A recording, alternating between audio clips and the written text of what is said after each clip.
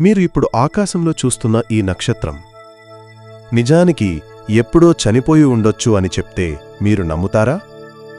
ఇది అక్షరాలా నిజం. అంతరిక్షంలో ఉండే అనంతమైన దూరాలను దాటడానికి నక్షత్రాల కాంతికి లక్షల, కొన్నిసార్లు కోట్ల సంవత్సరాలు పడుతుంది. ఉదాహరణకు సూర్యుడి కాంతి మనకు చేరడానికి 8 నిమిషాలు పడుతుంది. అంటే మనం సూర్యుణ్ణి చూస్తున్నప్పుడు అది 8 నిమిషాల క్రితం ఎలా ఉందో చూస్తున్నాం. అదే దూరంలో ఉన్న నక్షత్రాల విషయానికి వస్తే కొన్ని నక్షత్రాల కాంతి భూమిని చేరుకోవడానికి 400 సంవత్సరాలు పడుతుంది. ఇంకొన్నింటికి 25 లక్షల సంవత్సరాలు పడుతుంది. అందుకే మనం చూస్తున్న కాంతి ప్రయాణించి మన దగ్గరికి వచ్చే సమయానికి ఆ నక్షత్రం అప్పటికే చనిపోయి ఉండొచ్చు.